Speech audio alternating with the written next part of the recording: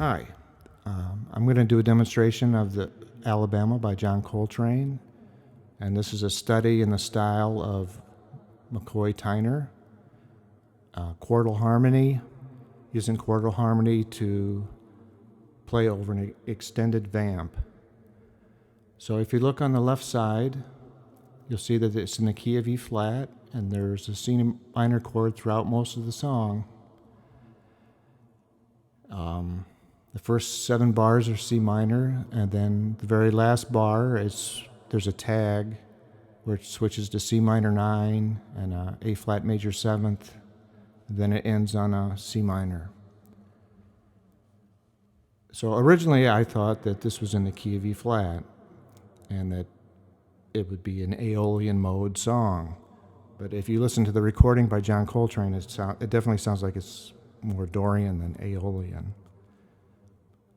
So, and also, if you see the circled notes at the top, the A's are natural. They're not A flat. So that kind of implies he's in the key of B flat, not E flat. Although at the end you can see there's an A flat.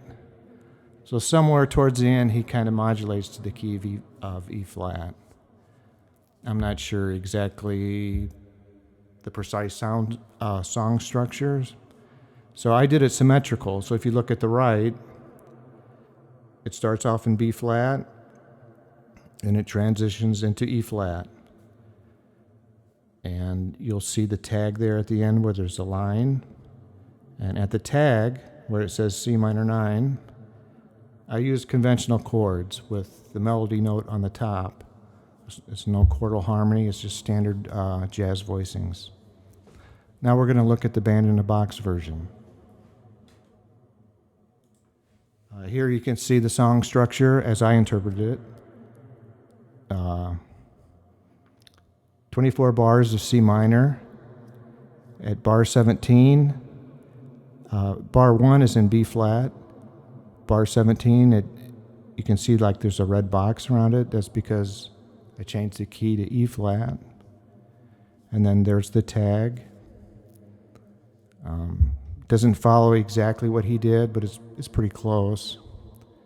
Band in a box didn't work too well because I was trying to do quartal harmony, but this is definitely what I used for the song structure. Now we'll take a look at the chords. These are the chords I used, and very easy to read format.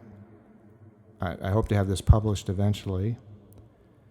So the page on the left is B flat, the page on the right is E flat. I start at the chord that has a balloon around it, a red balloon, and I pretty much play the cycle exactly as it is. So 28 C minor chords in B flat. They're minor chords because of the bass note. You'll hear, when I play it, you'll hear how they fit. Even though if you play them without the bass note, they won't sound like C minor chords. Then on the second page is the part in E flat. And here I start with the same shape, but you'll see that the same shape is at a different fret. That's because we're in a different key. And in this case, I didn't play the whole cycle. I end at the second balloon. So we have 28 chords on the left and 14 on the right, so that's 32 chords of C minor, or 32 voicings of C minor. And the idea here is that we're using classical type voice leading with common tones. So 2 notes will remain the same and 2 notes will change. And there's no big leaps. There's nothing that moves in parallel motion. So the only problem with this is that it gradually goes down the frets, and then eventually you run out of room and you have to leap back up to the 12th fret. So if you take a look at the first page, you'll see at the very top row there's a 1, first fret. The second chord is the first fret. The third chord is actually at the open fret. The fourth chord leaps back up to the 10th fret.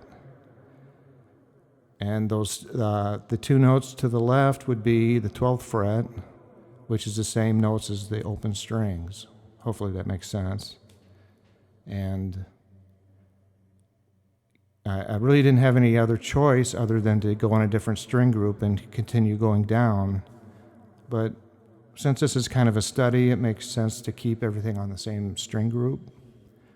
But if you really wanted to, you could voice that chord on the second, third, fourth, fifth string group in a lower register, and you wouldn't have any big leaps.